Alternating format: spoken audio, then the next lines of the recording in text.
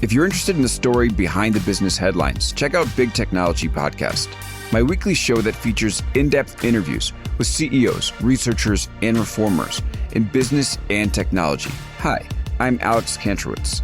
I'm a longtime journalist, CNBC contributor, and the host of the show. I empty my Rolodex every Wednesday to bring you awesome episodes, so go check out Big Technology Podcast. It's available on all podcast apps. Would love to have you as a listener. The HP AI PC breaks language barriers instantly by translating up to 44 languages in real time, powered by the Intel Core Ultra processor. With the right tools, work doesn't have to feel like work. Learn more at hp.com/AI PC. Hey, I'm Kwame Christian, and you are about to step into the world of Negotiate Anything, the #1 negotiation podcast in the world where we teach you how to make difficult conversations easier while getting more of what you want in the process. Each episode is packed with practical tips and strategies from the experts. We delve into negotiation, conflict resolution, and leadership skills that are crucial in both business and in life. Whether you're closing a deal, managing a team, or navigating personal relationships, Negotiate Anything provides you with the tools you need to succeed. Our conversations are real, relatable, and most importantly, rooted in practicality. So if you're ready to transform your conversations and elevate your negotiation skills, join me on Negotiate Anything. Subscribe and listen on Apple Podcasts, Spotify, or wherever you love to listen. Let's make every conversation a winning negotiation. Brandin, thanks for joining us today. Thanks so much for having me, Kwame. Yeah, man, it's my pleasure. So how would you get us started by telling us a little bit about yourself and what you do? Absolutely. So I work in the HVAC and refrigeration industry as an account manager. The unique thing is I work for an industry trade association. So our role is to help support two-step distribution in the HVAC industry and do the most value-adding opportunities for our membership. This is awesome. And out of curiosity, which city did you grow up in? So I grew up in the metropolis known as Tiffin, Ohio. I bet you know a little bit about that place. I do. Yeah. So everybody, Brandin and I are good buddies from Tiffin. So we both grew up in Tiffin, Ohio. And a lot of you are saying, where's Tiffin, Ohio? That's exactly the point. Very, very small town. But now we're in Columbus and we kept in touch. So always exciting to reconnect. And the work that you do is it's really interesting. It's a really interesting gig that you have. But what's cool to me, though, is the fact that you've been in sales in both of those positions. So at the end of the day, you're still using the same skills, but I think it's really interesting seeing the commonality of the skill set applied for you in different industries. I agree, Kwame. And what I really love about being on the nonprofit side of things is how service-based we can be. So obviously, at the end of the day, dollars and cents are critically important to us being able to maintain and grow our association and our events. But at the same token, we understand that we're not the first line item for our members. But when they need something from our association, we have to be ready to serve. And that's always been something that I've tried to instill, even in the for-profit world, is I always imagine if you can serve somebody to the best of your abilities on a small thing, the big things come a lot easier. Yeah, 100%. And I think that's like the foundation of trust too. If you start to get that reputation of coming through on those smaller items, then as the relationship develops, they feel a lot more comfortable going with you when it comes to those bigger issues too. Absolutely. I've always kind of gone with the mantra, like the quick buck isn't worth the long dollar. So that easy solution or, sweeping it under the rug because it doesn't seem that big right now can really just create, either challenges down the line, or if you do it right, create so many more opportunities. Yeah, for sure. For sure. And can you tell the listeners about the difference between your first industry where you were doing when you were with Carnegie and where you are now? Absolutely. So I read How to Win Friends and Influence People post-college because I was kind of having trouble as a millennial connecting with some of the older workforce that was in skilled position. And what that book kind of helped me understand is how to better connect with people, how to be an active listener versus, waiting for my opportunity to respond. Once I kind of started instilling some of those Carnegie principles in my day-to-day life, those relationships got easier, like that distance between myself and my counterparts really shrunk to the point where we, became friends in some instances. So when I saw how not easy, because you have to be intentional, but when you intentionally try to apply some of those principles that were written, in the early 1900s in today's world, and they work, you're like, whoa, this is unique. So I went to work for Carnegie. It is its own corporation. Dale Carnegie is its own company, and did trainings with them, led sessions, private sessions too, for organizations, just helping them tap into their human capital potential. And it was really rewarding to see when people had those like aha moments, because they always say like public speaking or speaking in front of others is one of adults' biggest fears in life. So when you kind of see that fear melt away and that confidence come out, it was rewarding in that aspect. So now in my role with our association, we have over 900 member organizations throughout all of North America and now into South America. So having that skill set to talk with others on whatever level they're kind of at. One of the adages was you meet people where they are. And that can mean physically, that can mean emotionally, that can mean mentally. It's just kind of finding that balance. And when you get the skill set to be able to do so, it makes those conversations so much richer. I agree. And listen, this is so fascinating too, because a couple of things. So first, we're talking about those principles from Dale Carnegie. And like you said, written in the early 1900s, but they still apply. The psychology at the end of the day is more or less the same. The humans evolve very slowly, right? Our societies can change rapidly, but as human creatures, we evolve very slowly. So the psychology that was at play then will be at play now, but just in different contexts. And I really love the fact that you talked about the fact that you're a millennial. I'm a millennial too. And when we're in the business world as younger people, sometimes it can be challenging to create that connection. And so for younger people who are having difficult conversations or just joining the workforce in general, sometimes they can be intimidated by the age difference. And then it almost creates these self-fulfilling prophecies where they say, oh, we're so different generationally that we cannot connect. So for young people coming into the workforce, what advice would you give them as it relates to connecting with some of their older colleagues? I think the desire to connect has to be there, right, Kwame? Because most of us possess the skills to connect if we truly want to or have enough desire to do so. So again, going back to intentional, everything has to be intentional. And it's even that much more magnified on the front side of relationships too, because we're human nature, to your point, as far as we make quick judgments on things because that's how we had to survive in the past, right? We had to decide if something was, frightening or not frightening. Is it going to eat us or not?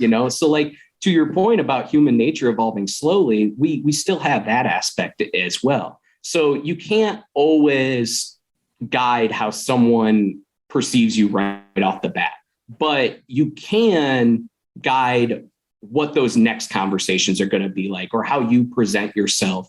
And a lot of that also goes back to like empathy as well, because, you have to understand, again, where are they at? And where are you at? Are you a threat to them? Do they see you as, potentially taking their position or something along those lines? So there's always that innate fear, I think, on both sides of the equation when you come into a new workplace, whether you're younger or older. There's that desire to be wanted. Oh, Brandon, this is such a really good point. When I think about it, sometimes when I think about some people who might describe challenges connecting with other people. Oh, we're so different, we can't connect. I think at the root of it, they might not themselves want to connect, right? That desire, that aspect of desire is so crucial, so critical. And I really think we don't spend enough time talking about that because we talk about the barriers and then we talk about how to overcome those barriers, but we don't talk about how to create that genuine desire to want to connect with people. And I think now more than ever, when we're connecting through screens, connecting through text, we're always focused on our other things and our attention spans are shorter. I really think in a lot of cases, that fundamental desire to want to connect and create a relationship isn't there. I was at a keynote the other day, and a listener walked up to me and said, "Hey, Kwame, my favorite part of the show, it's the ads." He was the only person who said that, though. If you don't like ads, maybe you should consider joining Negotiate Anything Premium, where you can access insights from your favorite negotiation experts with ad-free listener and extended episodes. Bonus, you'll also get access to exclusive solo episodes and personalized advice from yours truly. If you've been looking for an easy and affordable way to level up your skills and negotiate more of the best things in life, join our premium community. Click the link in the show notes to learn more. And now, enjoy this commercial. And so for that gentleman who told me he enjoys the commercial, this one's for you.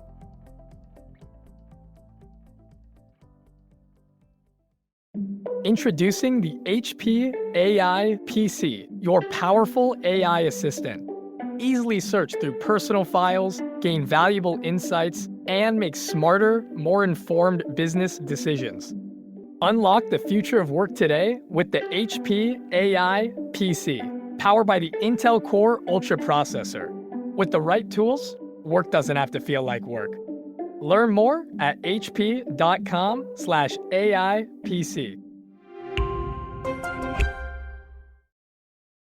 For you, what was that driving force to even have that genuine desire to connect with other people?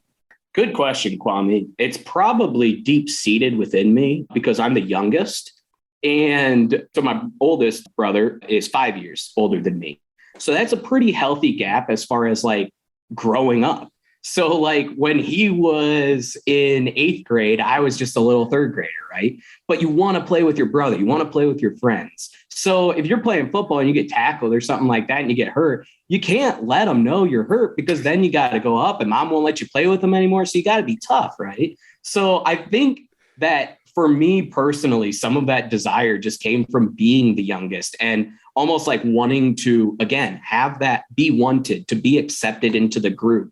So that's probably where my personal drive comes from, to have that desire. And I would say for others, if that's not their particular instance, what I tend to find is the valley is deeper than it is wide from people who don't see eye to eye. It's typically like they share so many more things in common than they don't. It's just the things that they don't share in common are typically like high flash points, like really emotional based things versus out of like factual based things. So that's kind of where I can see some of that massive divide. And again, some of that's generational, some of that's experiential. And once you start to see, and if you have the ability to recognize, or if you have the skill set to ask the questions to help start seeing how that valley, again, it can be bridged because it's not so wide, it's so deep.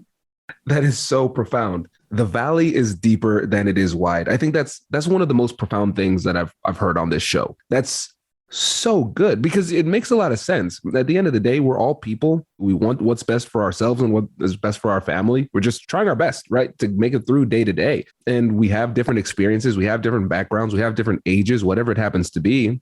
But at the end of the day, we can still connect human to human, and then we can build upon that connection and create a relationship. And when you're thinking about those times when you've connected with somebody who is different from you, whether it's age or race or gender or just community, different communities or different companies, what are those tools that you can use to bridge that gap? So I think open-ended questions are almost criminally underused in conversations like that.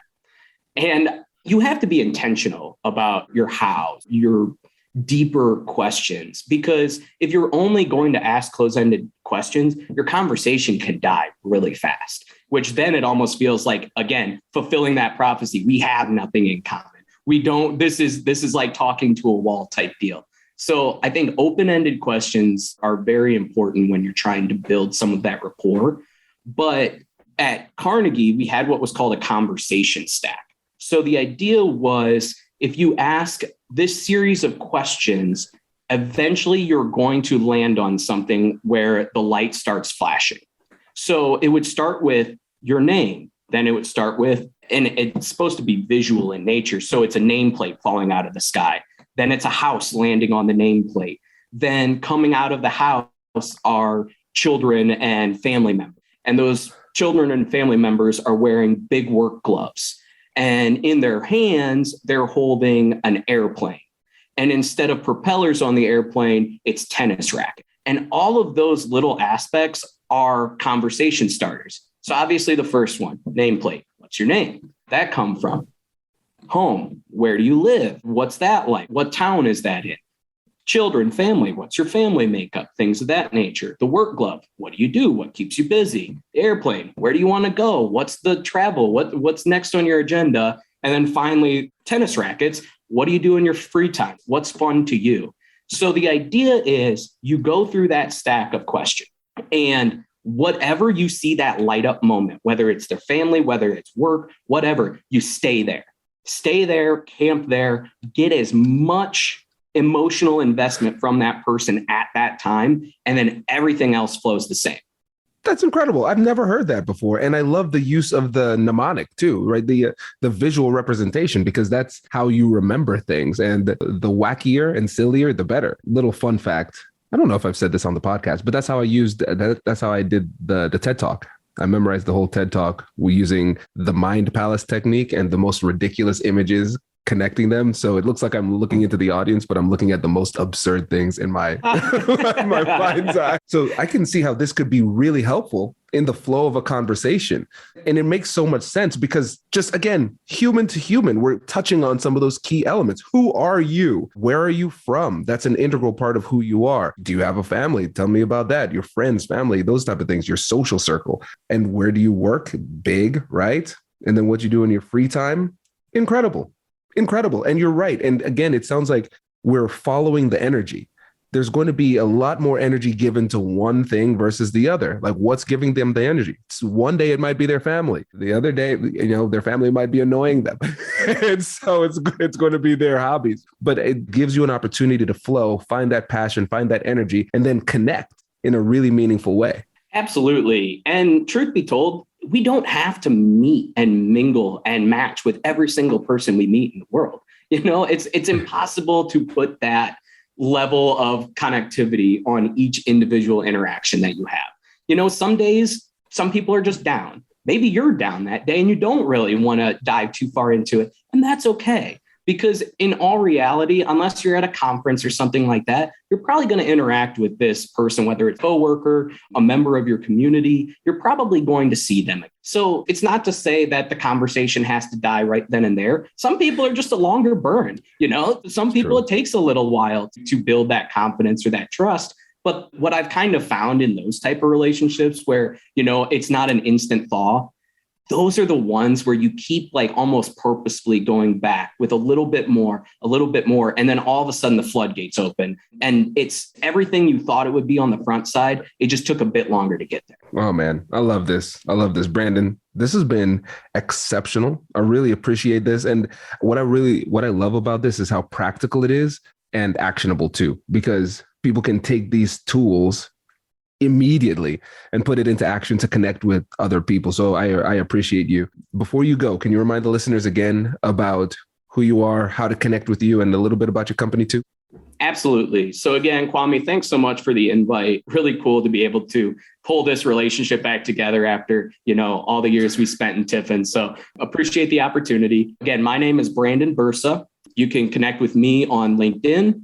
I work in the HVAC and refrigeration space. So our association, Hardy, is the largest association dedicated to HVAC distribution here in the United States and beyond. So really what we're trying to do is add value to the HVAC channel and to help our members grow their organizations. But beyond that, I just enjoy having chances to grow both professionally and personally. And most of that growth comes through interactions with others. I always say, stand on the shoulders of others to get to where you want to go. We really learn best when we're kind of all pulling in the same direction.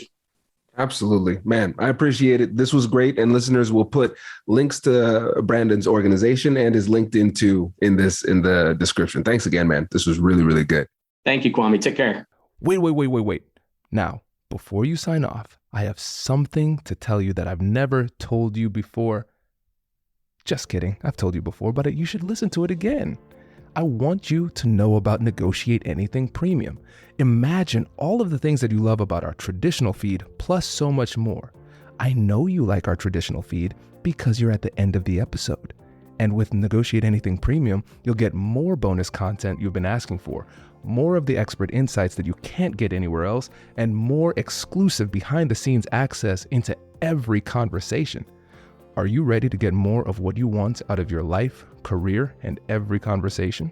With Negotiate Anything Premium, you'll have access to more high-level, custom-designed content and insights, giving you the tools you need to negotiate higher salaries, better deals, and better relationships in your life and career. Once I had a listener share that Negotiate Anything helped her to negotiate a $53,000 raise. Could this be you? What would that mean for your life? I've seen firsthand the impact this model has had on my life and the lives of my corporate clients, and I am confident that it can do the same for you. Are you ready to negotiate more of the best things in life? Click the link in the show notes to learn more. I'll catch you. This is great. What'd you think? Hey, man, I give you what I got. I love it. I was sitting here taking all these notes. First note, go to Sedona. Then all these other ones. That's important. That was good, man. This was really good. And you were dropping some gems here. The valley is deeper than it is wide. That's so good. That's so good. Yeah, I'm pumped to share this one. Well, I'm glad we didn't dive too far into Ralph Waldo Emerson. Because after I texted you that quote, I was like, "Oh God, I got to go out and buy all of his essays and Self-Reliance. So in case Kwame really brings out his big guns, I got a little leg to stand on." So listen, man, my knowledge of like literature is low, so it doesn't take much, man. This is great. We'll blame that on our library. We'll say that's the yeah. It wasn't Sister Maureen's fault. She was dealt a bad hand. I remember Sister Maureen. Oh, I remember one time, dude. Oh, you'd love this. I think I was in detention or something. I was there. I was there, and I was like being punished for. I think I had my cell phone one time, and so what I did. This was so stupid. What I did was I took a piece of paper and I put it into the form of a little box. And then I took my wireless headphones and I slithered it into the box. Nice. And I put my headphones in and I was dancing like this. And she said, "You can't have a cell phone in here." And I said, "I don't have a cell phone." And then she looked at she's like, "What's under the box?" I was like, "There's nothing under the box." And I just kept on dancing. And then she moved the box. There was nothing there. Oh my God. It was so stupid. Oh man. It's the little things though, man. It's the little things. I'll tell you a funny one. So senior year, Mrs. Hayes was our religion teacher. And we were doing, I think, a novena over the course of, however long it takes to do a novena. And one of the things is she went around the room and we each had to pray for someone. And when it got to my turn, and I swear, Kwame, I know I'm a class clown and I'm a jerk sometimes as far as like being a smart ass, but I was like, "I want to pray for God."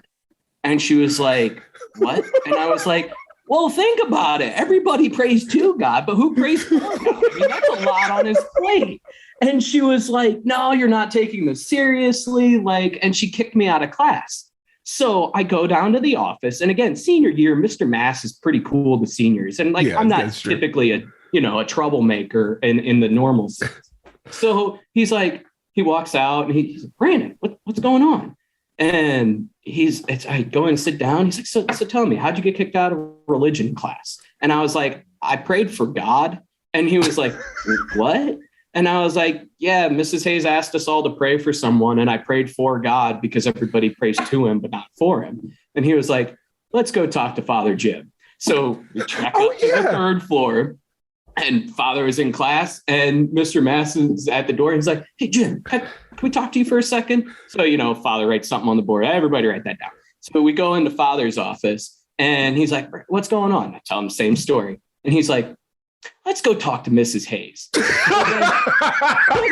I get walked down to Mrs. Hayes's office, or Mrs. Hayes's room, this glorious re-entry into the class, and then she gets pulled out into the hallway to talk to Mr. Mass and the Father.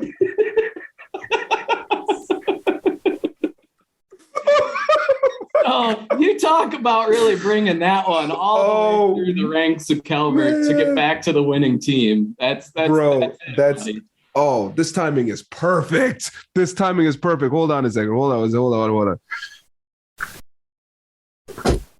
Mom, look who's on the podcast, because I'm here like in tears laughing. Hello, Mrs. Christian. It's Brandin Bursa. Oh my gosh.